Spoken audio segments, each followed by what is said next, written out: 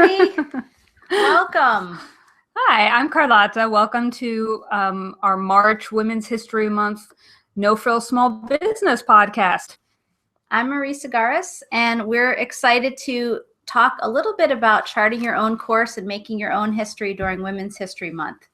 I should mention that we're both women's college alum, so we have a little bit of women's college pride that I want to just mention about.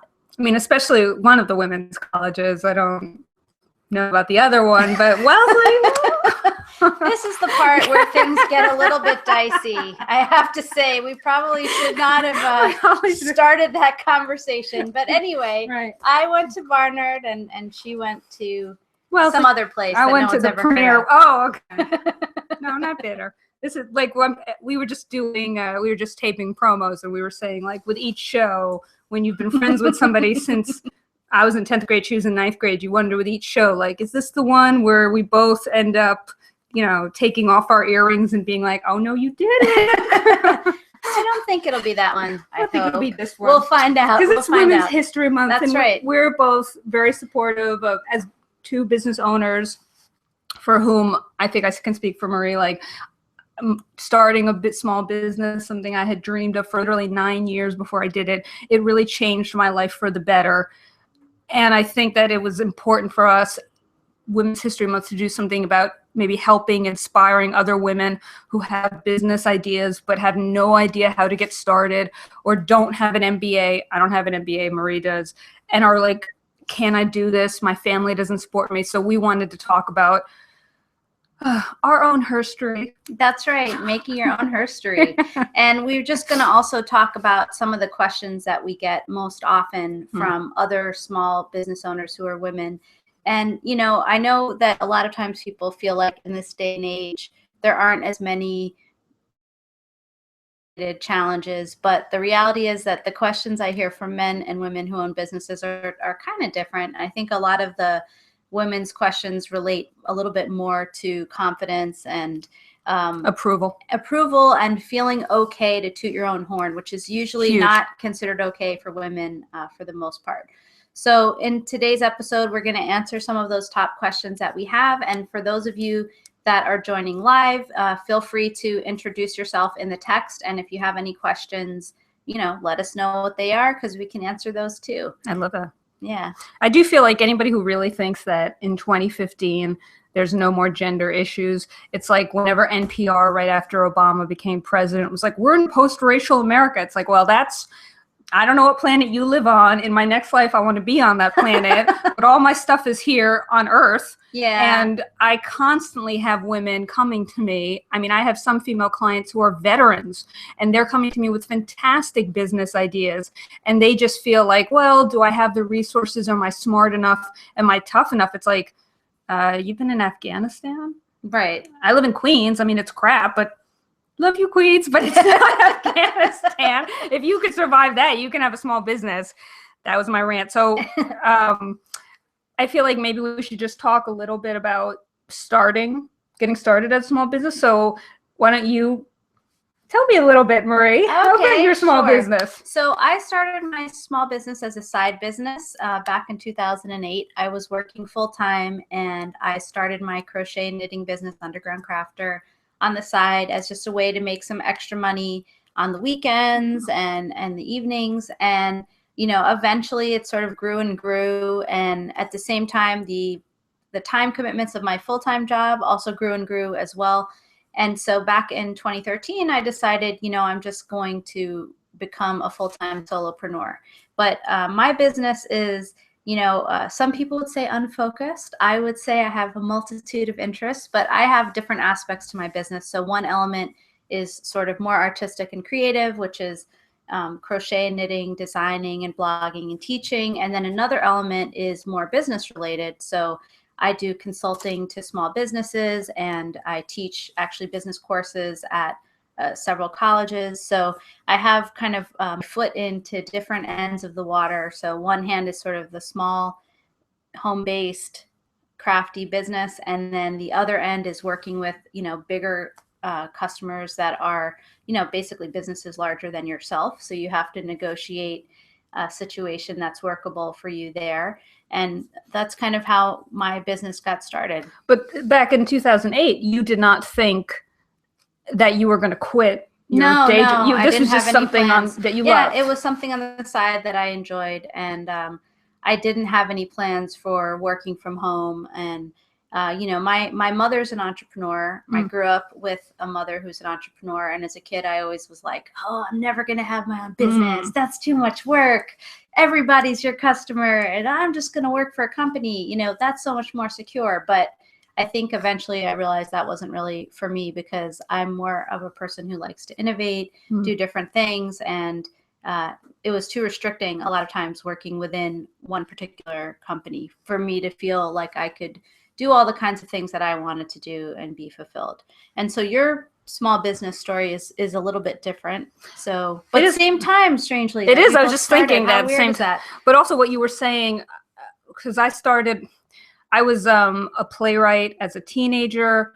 I went to Wellesley, and then I was in TV news for almost 10 years in Russia, New York, and DC. And I can distinctly remember the day in 1999 where I had my coaching business idea. But in 1999, I think I was like 26. So I had this great idea for coaching, but I simultaneously was like, who would hire a 26-year-old? I wouldn't hire me to give me advice. But even though I had many friends who were asking me for advice, but of course I was terrified of starting a small business. It seemed to me like the same thing as saying, okay, I'm also going to build a rocket in my bathroom. Like, how was I going to do this? So I kept making excuses.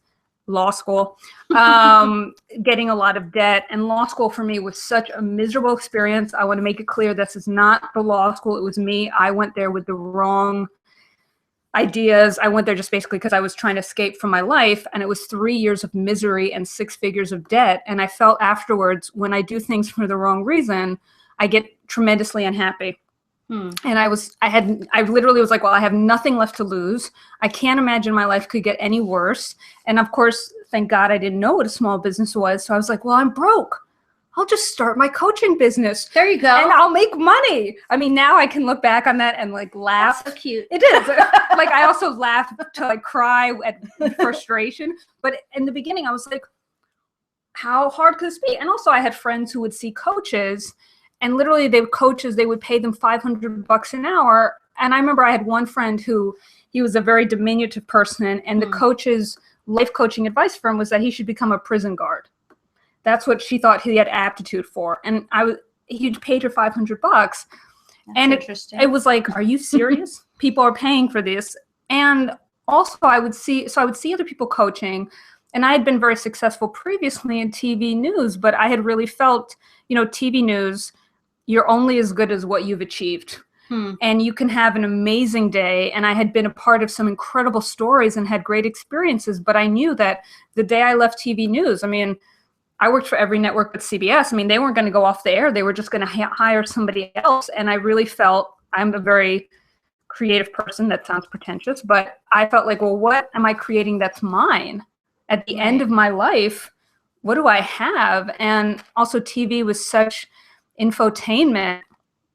So I just eventually started this as with literally, I can't even say I didn't know anything. Like, I didn't even know that I didn't know anything. I had this incredible, some people would say arrogance. Some people would say stupidity. And I was like, well, it can't be that difficult. And then there'd be like, if this was an 80 films, there'd be like a montage of like me crying and poverty. And like, I hate it so much. And then eventually, if you stick with it, it works out. But I do think, going back to, because this is Women's History Month, I have so many women who will come to me now as a coach for business advice, or even just friends who are like, well, I had this business idea, but it didn't work out. And you're like, well, how long, how much time did you really give it? And people are like, well, I tried to do it for 6 months. You can't even learn a foreign language in 6 months. You can hardly do anything in 6 months. Think about a 6-month-old baby. I mean, they're not even, are they crawling? No, they're not. I'm a cat person. I don't know. What are those little things? They're not crawling. So it's like, usually some of them, I guess, could be. But people, mostly they're not crawling. I feel people, or they're not walking. They're not. People are so tough on themselves and so demanding, and it's like, even I shouldn't say this, but like even my parents. It was like, I started a business Tuesday. I feel like by Saturday that same week, back in 2008, my parents were like, Are you a success? Are you going to stick with this? So I just feel like for Women's History Month, as a feminist, I would like some woman, even if one woman comes away from this program and feels like, you know what, maybe the idea I have is good. Yeah. And I'm going to really invest in it, and I'm going to research it and let it evolve and gestate naturally, then my work is done. There you go. I can have a martini. Over. That's right. Well, and I think that's a really good point about the persistence, because so many small businesses, I can't remember the number, but they fail within the first few years. And a lot of those, it's because people didn't have enough money to get through to that moment when they're going to be successful. And that's, for me, why I started my business while I was working, because I knew that even though I could bootstrap my way, you know, crochet and knitting, it's not the most expensive business in the world. I obviously had my own yarn collection and hooks and needles and everything already. But as you, you know, you want to get more serious about it, there's other costs. You know, you have to pay for, you have to ride the subway, you have to have the cell phone, you have to have lights on. Right, all of those things. So, you know, for me, the way that I was able to do it was to work full time and then have that sort of stable income to help kind of finance the start of my business.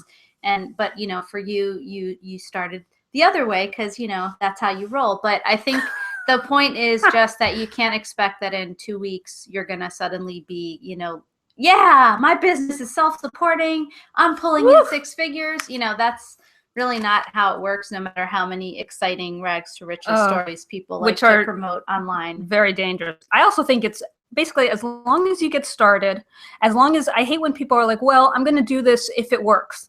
No. You have to make a decision that this is going to work. I started this business in 2008. I can't even tell you that the first 4 years, it was like hitting my head against a wall. And then suddenly, after enough years, like now I can send out pitches. Now there's great things happening. I write for Huffington Post. I've been published in some other places. But there were years where I just felt complete indifference. And there's so many people, I'm sure Marie knows these people, who it's like, well, I started a business, I wasn't sure it was going to work. The only thing you can be sure in this life are death and taxes. So you're going to have to make a decision that your business is going to work. The other thing, going back to what Marie was saying, the way you start your business, as long as it works for you, it's successful. Yeah. If you're starting your business on the weekends or after the kids are asleep or in the summers, I hate when people are like, well, I'm not sure that this is a good idea. Is it working for you? Then I guess it is a good idea, because otherwise, Marie and I've talked about this, I wasted years before starting my business because I felt that, you know, I didn't know what business was. I felt that there was a one-size-fits-all business. And I was like, well, it's just me coaching in Queens. Okay, well, now I have clients around the world. I've coached people in the Obama White House. They're calling me in Queens. So it's like, it's making it work. Yeah. I mean, if it works for you, it's your business, and you don't need anybody else's approval. So that goes back to one of the questions we hear a lot, which is kind of, how do I make my own playbook for my business when there are, you know, so many, I don't know, pundits or whatever you want to call them, people saying this is how you should start your small business, or this is how you should do your own business. People giving workshops and making money. Right. So I guess you sort of shared some of your ideas, but how else would you answer that when you hear people saying, you know, how do I kind of make my own playbook for my business versus just pulling somebody else's system and trying to use that? I think I'm thinking about with clients, sometimes one thing I'll have them get started on is at least finances. Do you need to make a certain amount every month? Do you have certain responsibilities? Or how frugally can you live? Because the money you have, let's face it, in our world, when you don't have money, it's very hard to focus on doing anything else. So maybe the thing to do is to really think about, why are you, to get your finances in some kind of order. Because also a great place you can do that with is score.org. They have a lot of counseling systems. In New York City, I completely recommend going on the website for nyc.gov. They have amazing free business classes, because that's the hardest thing I think about. I'm going to go back. I'm saying that you need to worry about money. Starting a business, you feel like automatically it's like triage. Like, how do I get business cards? What do I say? How do I network? Blah, blah. Calm. Calm. Maybe even just create a Microsoft Word document or a document in Google or on HackPad and start writing out what are the questions that you don't know. Right. Start identifying them. Yes, you might eventually have 500 questions, but if you have questions and you're identifying them, you can at least create for yourself a path. I would say start writing out the questions, researching. I mean, I learned so much just by being on social media, on Twitter, and following other people's businesses. And I remember another thing I did, I'm obsessed, I'm a big networker. I would take out like people whom I knew had other small businesses to lunch. I would have coffee with them and I would ask them for their advice. Sometimes they gave me amazing advice. I was so blown away by how many people were generous. But sometimes the best advice they gave was that they were such morons. And I'd be thinking, really? You have a business? Okay, I went to Wellesley and I have a law degree and I speak Russian. I am somehow going to figure this out. But you have to start figuring out what you don't know, using the resources you have, which I'll talk about in a little bit, but also be patient with yourself. If you start a business Tuesday, it may take you a year before your head is above water. That is not a waste of time. That year, trust me, later on, you're going to look back at that as one of the most exciting times of your life. I mean, I will say the period from 2008 till 2012 was horrendously stressful. I never would want to relive it, but it wasn't boring. Yeah. And it really taught me, as I'm sure Marie's experience taught her, it's like, it really made me feel like at this point, I feel like I could coach anyone to do anything because I did the hardest thing I'd ever thought I could do. And just between you and me, I've worked for Nancy Grace. Love you. I love you, Nancy. Don't sue me. You're wonderful. Well, question, Beate is saying, you're right, Carlota, but I get bored quickly and most of my businesses succeed immediately. Awesome. She talked about some partnerships she had that didn't quite work, but then she says, now I'm doing this internet business. I'm not as successful as far as I'm concerned. People say I'm doing good with my lousy sales. So I guess the question is about, you know, how you might approach differences or businesses differently online, or Beate, if you want to add some clarification, then please do so in the chat window. But can you kind of talk to that and say what you think about that? I do more online, so maybe I could say something there too. Yeah, I mean, also I think that's you know, some of it is like you have a different online personality. Yes. Than you have in person, and selling online and in person is different because you have to make some kind of connection.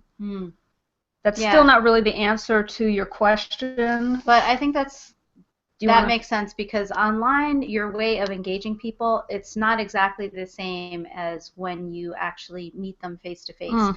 So somebody who it might be really dynamic and interesting and you know, kind of exciting, that doesn't always come across online. That's very true. Sometimes it does, sometimes it doesn't.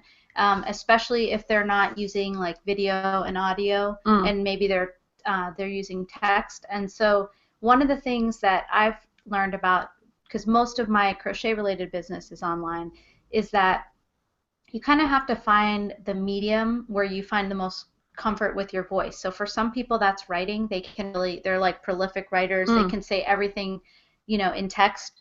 Other people, that is not for them, and they're more of an audio kind of person, right. Or they might be more of a visually interesting, dynamic person, so video might be a better option. And so, you know, it's hard to engage people if you're in sort of the wrong type of medium for yourself online. So if you might be like not a strong writer, let's say, but everyone always says, oh, you have to blog, and maybe your blog, you know, it's hard for you to convey information in a long form post. That's just not really you. I think then it's harder to kind of attract people to you and what makes your business special. But you might have another kind of media like me, or you know, that's why you see a lot of people on Instagram that are just like blowing up because they might be a great photographer, but they don't have a lot. They don't really have anything to say. But also, and because what they say is through their pictures. So what I'm trying to say is think about how you communicate in real life, and then try to translate that into online, because one of the hardest things I think with an online business is there's so many online businesses, Right. and getting people to come to yours for whatever reason, they have to really feel like there's something about you that that resonates with them or that they can connect with. And so I think as an online business owner, you have to find that way that your kind of personality and your passions and your love for whatever your business is about can shine. And so that might not be the easiest thing. So it might not be that, blogging, which everyone says you should do. It might be video, which is harder to create, but maybe your personality comes across better on video. So kind of trying those different things, I think, is really important. And also, isn't it some of it also you have to figure out who your audience is? Yes, well, that's true too. I mean, even if you're a fantastic blogger, I mean, I blog and I have people reading my blog. I get responses from people around the world. I could really count on my hand, I think on both hands, how many clients I've gotten through my blog. I get many more clients through Twitter, Facebook, networking. So I think some of it's about figuring out your voice, but some of it is also understanding through a process of trial and elimination who your clients are. So maybe one other thing is if you're telling me that you're starting a lot of small businesses, but you're not happy with the sales, you may have to really make a decision. I'm going to just focus on one particular small business and on these sales for like even a period of 6 months and really drive it up, because I know clients want to feel that you passionately care. They really want to feel that they also want to feel like they're in your target audience. They don't want to feel like... They want to feel connected to you. Yeah, it's for anybody, and you'll take whatever customer, even if that's true. They don't want to feel that way. They want to feel like it's personally for them. Yeah, I mean, I think that's the weird thing about online businesses is it kind of helps people from this distance. They feel like you're just there only for them. And so if you break that, like kind of like in acting, if you break the fourth wall, if you let people know that it's not really only for them, I think a lot of times that's when people get upset. They sort of feel like, wait a minute, I thought this was tailored personally for me. I thought it was... So when you know that audience a little bit better, you can tailor it a little bit more. Just to let everybody know, Beate is responding back that, she agrees that that's true about the personality, but one of the things she wants to say is that not everyone can wait forever to make money. So I think that's a good point. I agree. And that's why a lot of small businesses fail, because not everyone can persist for an extended period of time without that backing, without that money. So, in our last episode, we talked a little bit about ways of, conforming your budget to help you in those lean periods, and you can find all of that at nofrillsmallbusiness.com/1. But I think, there has to be a way of kind of getting through those lean times. And you're right, it's not that easy. And we're not here saying that, it was so easy when we weren't bringing in that much money. But it's just, It was honestly, it was years of poverty. It's 2015. I started this business in 2008. I haven't had a vacation. Yeah. I haven't had a vacation. All I have is debt. I'm now at the point where I'm starting to save, but you think there's no money? Trust me, there were years where having $50 in the bank, it was like, oh my God. Yeah. I'm rich. Yeah. And I would see on Facebook all these people, because I went to law school and I had to deal with that debt. So I had all on Facebook friends who were like, I'm going to Thailand, I'm going to Tahiti, and it was like, I have money to ride the subway to go see clients and pay the rent. And that's what I have. Party! Yeah. So yes, it's very, very difficult. But I would also say that it's still, I believe you have to make a decision.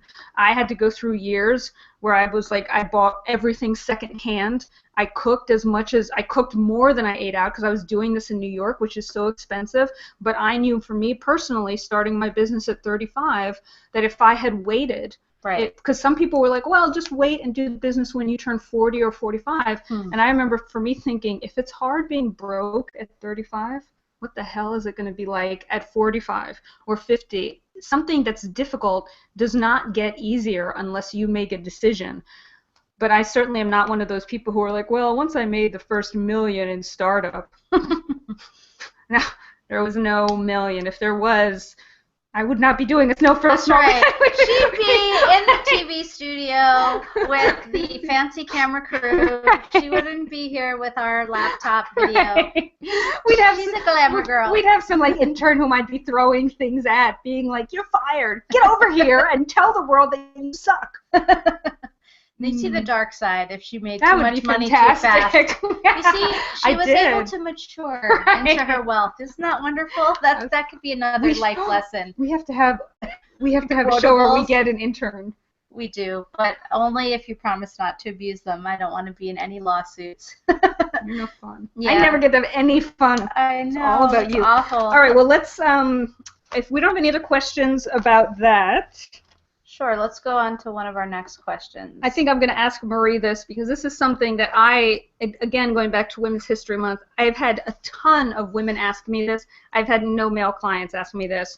Something about, so I have people ask me like, well, Carlota, I feel like an imposter. I feel like a fraud. And I mean, I've had women ask me that who are military veterans, who have a number of degrees, who have done all this stuff. And that to me, it's fascinating because if you feel like an imposter, if you don't believe in yourself, your small business cannot succeed. Sure. It doesn't matter how much money you have, how many degrees. So I'm just wondering if you've, I'm sure, had this conversation with...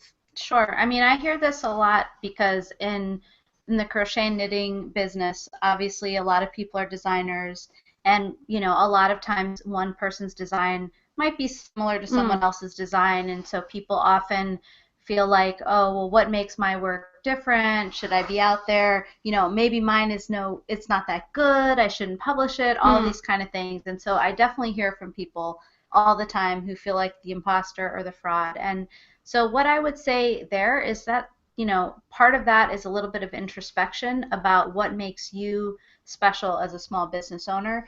And that could be something like, it could be the work that you're producing. It might be at a better quality, at a faster pace. It might be, have a certain type of kind of aesthetic talent. Right, but it might not be actually the product. It might be in you and what you bring to the table. So for instance, you might have patterns that are not particularly visually stunning or unique or anything. They might be classic styles. So they might be styles people can find elsewhere, but you provide it in a way where there's better customer service, or you take better pictures than somebody else, or your website is easier to navigate than someone else's. So I think the important thing is to kind of take a step back and think about what is unique about you as a person so that you can have that confidence to go. Mostly when people are saying they're imposters are saying, oh, well, I'm good at this, but there's someone else out there that's better than me. Okay, well, there's, 7 billion people in the world, so I'm sure there's always someone else out there that's better than someone.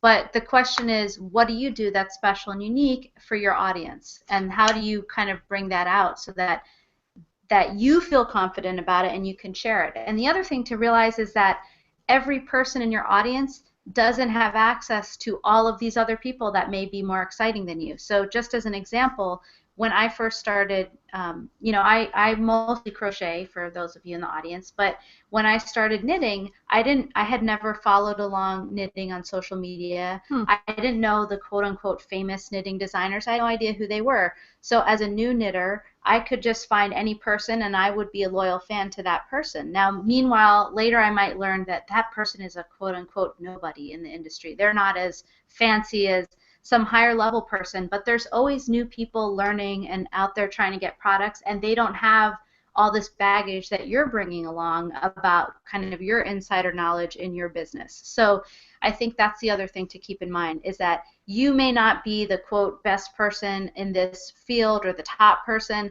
but there's always going to be people coming in that are new and that find you first and are loyal to you. So as long as you are, engaging with them and sharing the things about you that are your specialties, whether that's your product or your customer service or how you present yourself, you're going to be able to find those customers, and you shouldn't be feeling like you're a fraud or an imposter because you're delivering something different than somebody else because it's based on you and your small business. I mean, I also think that there's a deeper point here. It doesn't even matter really what if there's somebody new or what you're offering, like you in of yourself as a human being have value.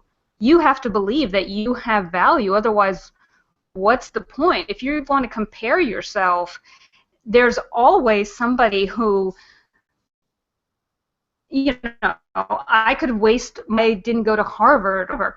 I mean, you have to take pride in who you are, right, and the talents you have, and then you can stop wasting your time. I mean, I just know that if I had started my coaching business years before, I would have not wasted so much time. And it drives me crazy when I see talented men and women who will, you know, have something to me which is fantastic, and I'll be like, oh, well, you can speak Chinese, or you can, you know, or you can speak Chinese, or you can do this, or whatever. And you've traveled, or you've traveled, or you can, you know, you've read like Goethe in the original German, and they're like, well, everyone's done that. Really? Yeah, that's really? The thing too. It's a matter of perspective. It's completely about valuing yourself. I mean, I've literally had clients come to me who I'll look at their resume, like some of my clients who worked in the Obama White House, and in my head I was like, I don't know what you think I could do. And they were just like, well, you know, Carlota, what do I really have? And it's like, you were in the White House, so you can always, I think some of this for me personally goes back to, and I've spoken about this before, I'm somebody who in high school, I was an anorexic, so I was never thin enough. I was always putting everything off until I lost a little bit more weight, and I think at my worst I was like 107 pounds, not attractive, but it was like, no, I'm still not thin enough. If you want to wait, if you have a passion, an idea about business, whatever it is, from like cat herding to stamp collecting to whatever, you can waste your whole life being like, well, I'm not ready, I don't know enough, I don't have enough, I need more experience, I need more expertise. Or you could say, you know what, I'm going to start my business as professional and as commercial as I possibly can, and it's going to improve. I mean, your business, in 2008, you or I would not be podcasting together. Of course. But you stuck with it, and it kept growing and growing and growing, and now you have people who are aware of your talent. When I started my business coaching, I was, you know, I remember being like, wow, somebody wants to hire me, and I think I was charging, 2008, maybe I was charging $50, and when people would write me a check, inwardly I was like, you know, and now I charge, it's about $3.25 an hour, and that's still going to go up. And when people are like, do you have discounts? I'm like, no, not for you. But that's you have to get started. It's from the confidence. The confidence and sticking with it. And not sitting around saying, oh, there's all these other coaches. Maybe I shouldn't be a coach because there's other coaches, but who is being the creativity yenta? Only you. Yeah, and that's the thing. And I will say, like, when you start embracing it, like, I had a client come to me from a very big company here, and she was going to have her company pay for my services. So the company was like looking at my website, and they were like, well, Carlota, we're really interested, but are you certified? I'm not a certified coach because I think that is between you and me. Horseshit. Like, I went to Wellesley, and I have a law degree, and I have life experience. Everything I do with clients, I've done with myself. If you truly think that somebody who is like certified by the Joe Schmo life coach, like, I always had a joke that I'll get one of my cats certified as a coach. And so I gave a much more polite version, like, no, I'm actually not certified because those certifications, in my opinion, they're snake oil. They don't mean anything. And I was wondering if my potential client's employer was going to come back like, well, no. And they were like, oh, well, we think you're fantastic. Maybe you'd like to come and do a workshop for us. And years before that, I would have, as soon as they would have asked me, I would have, like, turned tail and run away. You would have ran out and got the certification. Or I would have just been like, I would have immediately assumed that they weren't going to hire me and that I was a fraud. And because I was like, no, I'm not certified, but what I do is an important service, and I see this in my clients and in the emails I get, I'm just saying that if you wait for other people to tell you that what you're doing is important, or i.e. that you have value, you can wait for the rest of your life. Yeah. It's up to you to decide, I'm good at this, whether it's cooking or painting or making music, whatever you're passionate about, and decide that you're going to give yourself approval. And not everyone is going to love you, but, I mean, not everybody likes Shakespeare. Not everybody likes Chekhov. fools. Not everyone's going to want to hire me. Right. That's your mistake. I'm just saying, like, give yourself permission. That I feel is probably, especially for Women's History Month, when women in 2015 are still being made to feel in so many ways that they're inadequate and not valued. Give yourself permission. Do what makes you happy, and that in years to come, that's more important than anything. And by the way, you know, to go back to our first conversation about audience, the people who really want and need to have a certified coach, that's people that are going to find that coach, you know, who has the certification and has a different, separate viewpoint about their business than you do. And you can both be coaches. You have a different audience. So it's not like, you know, I mean, I guess for me, part of it is, you know, it's sort of your point of view as to whether there's a set amount of business opportunities and everyone can only get a portion of it, or whether, you know, there's enough room for everyone if you find the right audience. And that's kind of the perspective I try to take. So I think that, you know, to go back to your point, but you have to have that confidence and not apologize. One of the things that I see more in women than in men is people always apologizing. So in that situation where somebody would say, do you have the certification? The first reaction would be, sorry, I don't, but blah, blah, blah. And the thing is, you know, why are you apologizing? You know, just as you did, say, I don't. Here's what I have instead as a background, or this is my, you know, this is my credibility that I have. And I think, you know, kind of the second part of that question of how do I not feel like a fraud is really getting to know what are the things about you that you can feel confident about. And that's also part of that. What can you feel pride about? Yeah, it's also part of that first part about building your playbook, because it's like, what are the things I need to emphasize in my business, which are my strengths, my things that I'm good at. And you have to know what those are. If you don't know what those are, or you don't feel comfortable saying them, then it's going to be really hard to promote them for your business. You know. And I also think that some of it is just starting a business, but the first couple of years maybe you're going to make some really painful mistakes. You're going to learn something, especially if it's your first business. Oh my God, I mean they were so horrible. I just remember so many days of like just feeling like a moron, and then you stick with it and you learn from it. So there's experiences and there's opportunities. I mean, Marie and I this year, we presented at Social Media Week 2015. We were invited to do a lightning round on Google Plus at Blogger. We, in my opinion, we have these opportunities because we stuck with it. We made pitches. We learned from our mistakes. So some of your credibility is going to come because you're going to get started knowing this much. You're going to learn and you're going to grow. And then there's going to be a point where you can look back and be like, oh, look at all I've gotten. Hopefully you're going to give back to other people, maybe do some mentoring, share what you've learned.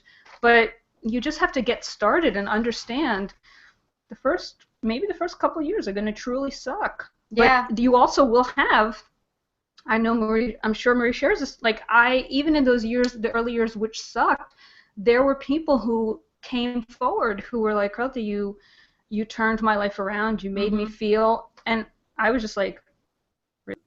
Yeah.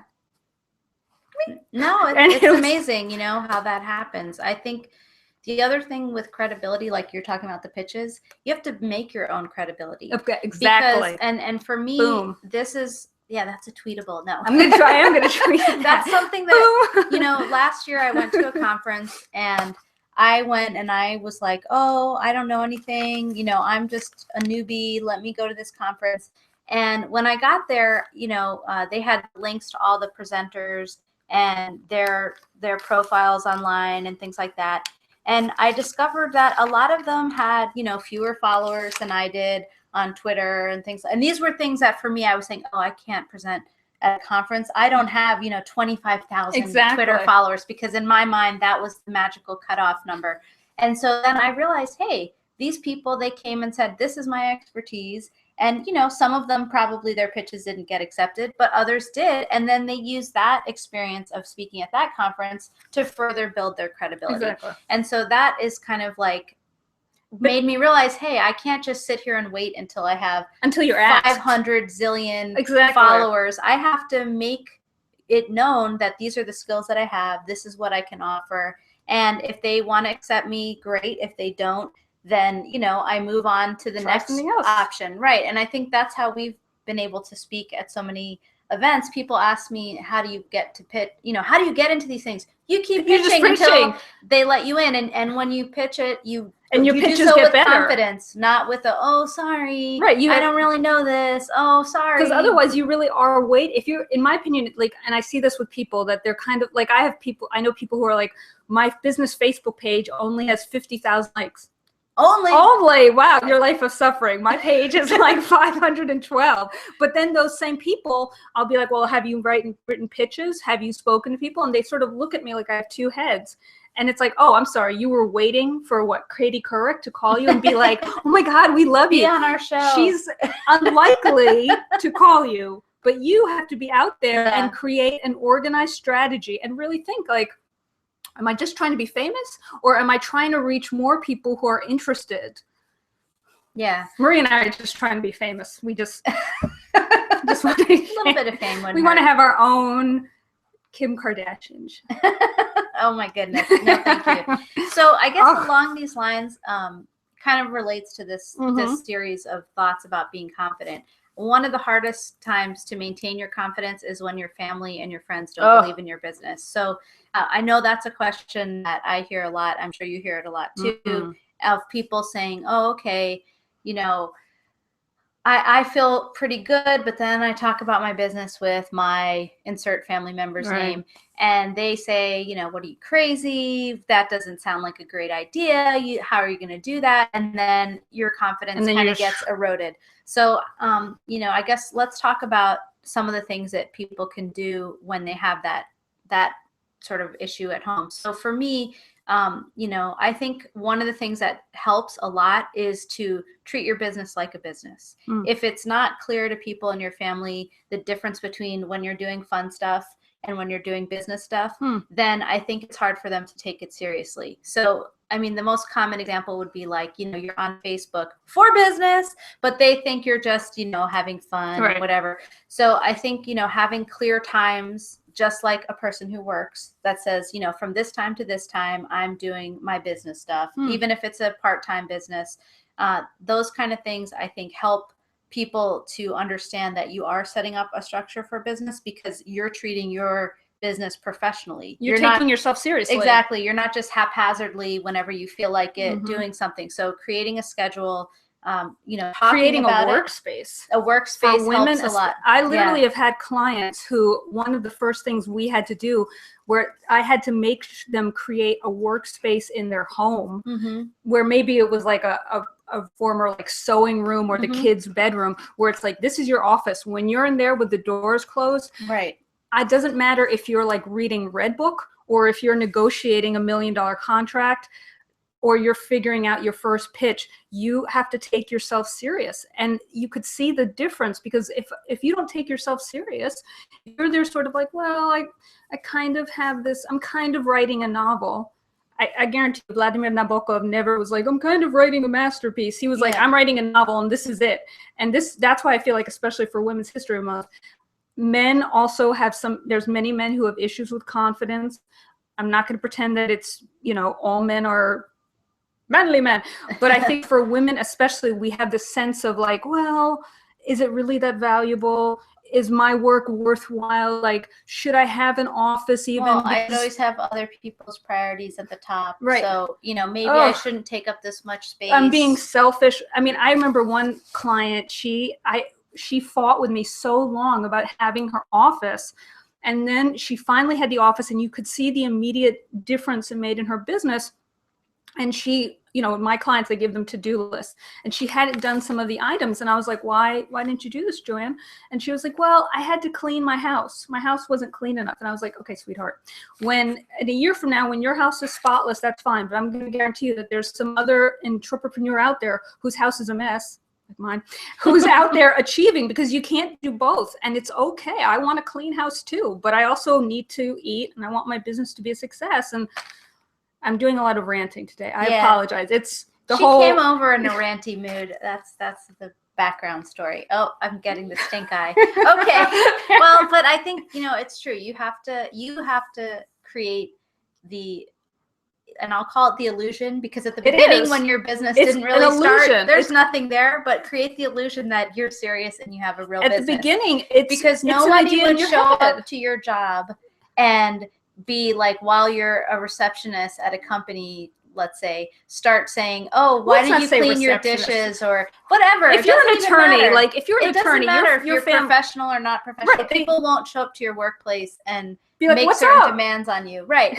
And so you have to create the structure that this is my job, this business that I'm creating. It's serious. It means something. And therefore, once you start that, it's harder for people to knock at it. Now, that's not to say that you're not going to have those naysayers in your family and amongst your friends. And those maybe even with your spouse. Maybe even with your spouse. I was including spouses and family, but of course they could be partners, whatever they are. But, you know, it could be the case that some of that is well-intentioned. I mean, sometimes families worries about us. They want us to have food and money and all those good things because we live in a capitalist society and they want us to survive. But sometimes it's not from a good place. You know, sometimes it's whatever issues that they have or they never got to start their business. So now they hate everyone with the business, whatever the problem is. But I think you have to first start from a place of professionalism and confidence. And then that's going to knock out a lot of the people that would be sort of the naysayers in your group, because they're going to just see from the way that you're focused. But there still could be those people amongst your family and friends. And those are the hardest, you know, they're hard to deal with because you love those people. You love those people, but I feel like one thing that I really started doing as my business was taking off, I mean, I distinctly remember people in the beginning years basically like, oh, you're going to be a coach, huh? Good luck. And in the beginning, the business, it's like this fantasy in your head. It's your imaginary friend. And I had this vision of what it could become, which it has in many ways became. But in the early years, it's kind of just, it is like a fantasy. And the people who were naysayers, who weren't supportive of me, whether they were relatives or friends, if they were friends, we just eventually stopped hanging out. And I was like, I guess I'm going to make other friends. So this is an excellent time, especially because this will help your business, to start surrounding yourself with people who care, people who support your business, or at least if they're not supportive, they're going to shut the hell up. Yes. And when you tell them like, oh my God, I have a meeting with this person or this happened, they might not understand, they might not care, but they'll be like, great, I'm so happy for you. They're going to try to support you. Those are the people you want to surround yourself with, because the more you do it, the more you're going to find people who will be receptive to your ideas.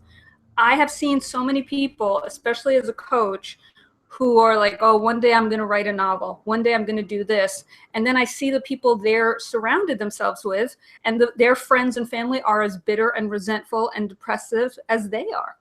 You have to make a decision. You know what? It doesn't matter if anyone else on this planet supports me. Do I think that what I care about has value? Okay. Yeah. Because eventually the tide of history will turn in your direction.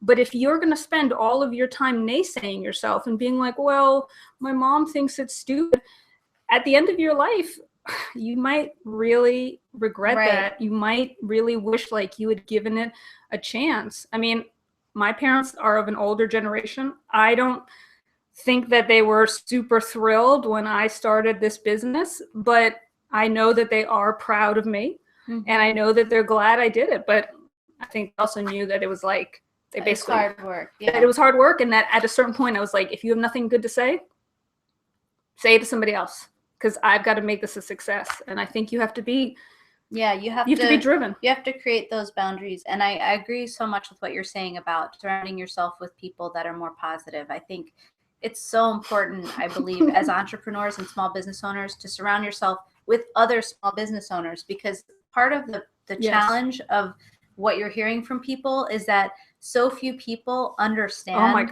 the experience of running your own business. Most people come from a mentality of working for someone else. Working for a paycheck. Yeah, and that's a whole different mentality. It's very different. And it's not necessarily that they're trying to be negative. It's that they literally, it's incomprehensible to them what you're talking about. And so, you know, part of it is saying to those folks, okay, you know, if you don't have anything positive to say, you know, zip it. But part of it is surrounding yourselves by people that understand what you're going through and can say, oh, okay, this makes sense. I get it. and those people And are they'll going to have be ideas. supportive, and they'll have ideas. And when they give you feedback, you might be like, oh. it may be negative, but it may actually be helpful. They might say, wow, that is a pretty out there idea. Have you thought about this? And it's not to say that, you shouldn't do it, but they, because of their background as business owners as well, they may kind of encourage you to look at some things that you hadn't thought of before. So I think that's super important. I mean, I just know, like, I have friends who they'll be like, oh, I support your small business. And then they'll want to hang out, like, let's say on a Sunday afternoon.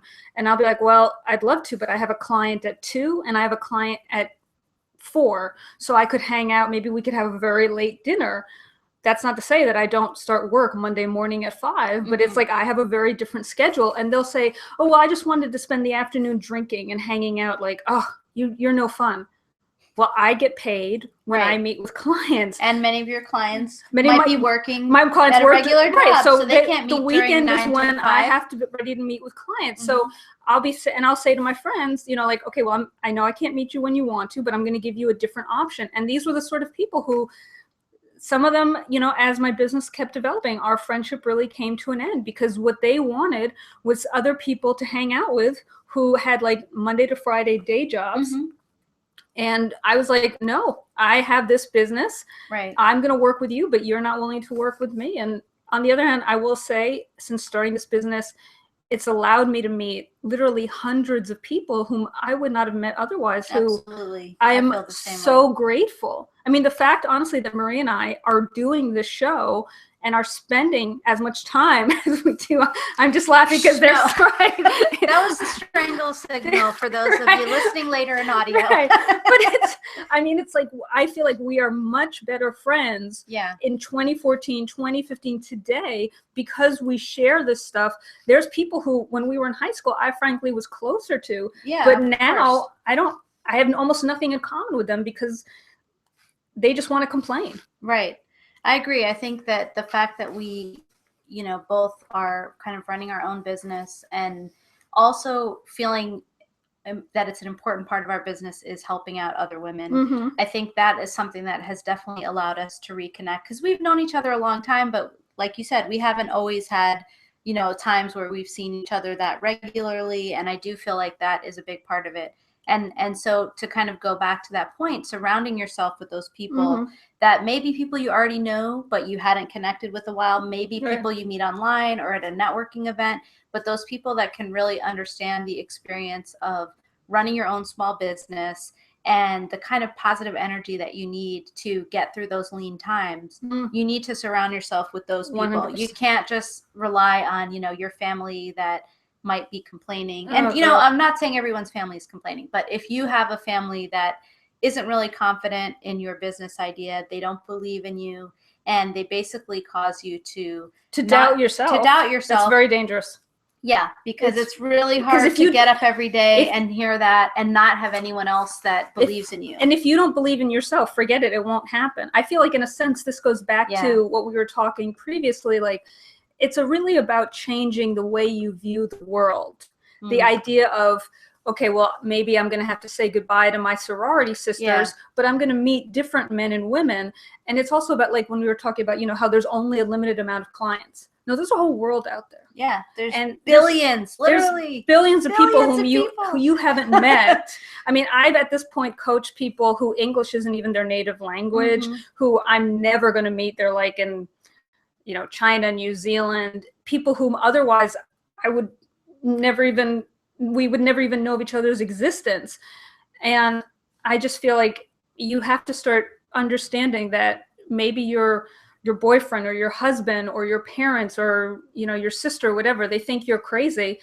You might be crazy, but I bet you that there's probably millions of other people whom you haven't met yet, who, if you tell them your business idea, they'd be like, I love it. Go on. And why are you going to torture yourself? You can still love and respect your parents. You can love your partner, I guess. I mean, you can respect these people and just realize, like, you know what? I respect you, blah, blah, blah. But my business, I will also say, just as a woman, like, since I started my small business, the men I've dated, I mean, they were a lot more interesting, because when I was miserable, I dated miserable men. And now I've dated men who they're actually doing in stuff that they're interested in. So I really do think they're looking for women. They're looking for women things that they're interested from in. a holistic point of view. Maybe that's the thing. I think starting your small business, if it's something you want to do, not if you're feeling forced, but if it's something you want to do, when you allow yourself to become that person, it really can have extraordinary impact upon all aspects of your life. No. If we have any more questions in the audience, I think we've addressed all the ones that were posted, but if anyone else has a question they want to post, go ahead and do that now. But otherwise, I think we're going to get a little bit ready to wrap up. So I just want to give you a little bit of a teaser for our next show, which is going to be on Monday, April 13th at the same time. So 10 a.m. Pacific, 11 a.m. Mountain, noon Central, 1 p.m. Eastern, or 6 p.m. GMT.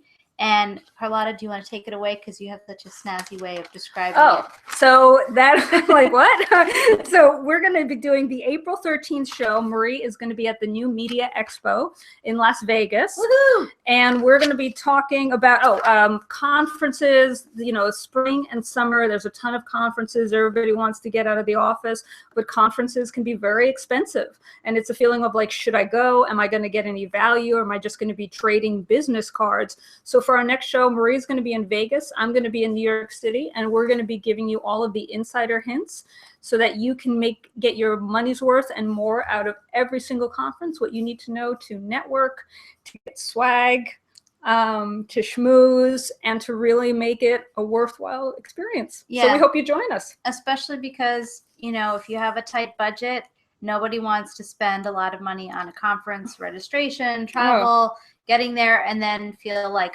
I didn't get my money. I got nothing. So we're going to definitely show you the ways that you can get the most out of everything, even if the conference itself is not well planned. So we'll have all of that information in the next episode.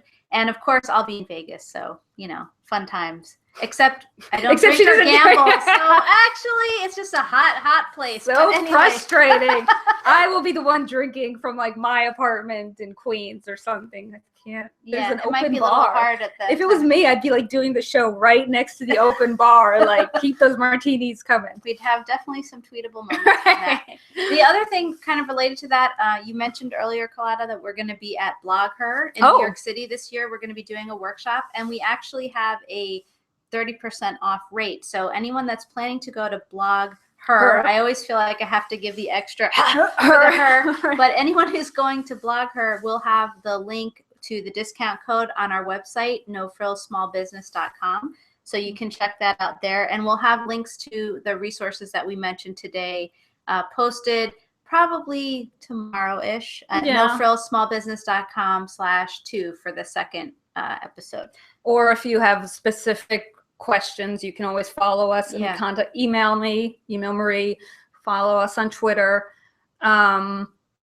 But I think really the best resource is to make your own resources. Through your networks, reach out to people, and you're going to have to admit that there's a lot you don't know, and some people are going to be miserable. That's true, but there's so many more people who I think will support you, and I just hope that everyone here, they turn around and they help somebody else. Yeah, and that's maybe the most valuable women's history suggestion we could make. Women's herstory. Women's herstory. I feel like a little bit like an after-school special right now, but that's okay. So, is that the one with Ben Affleck?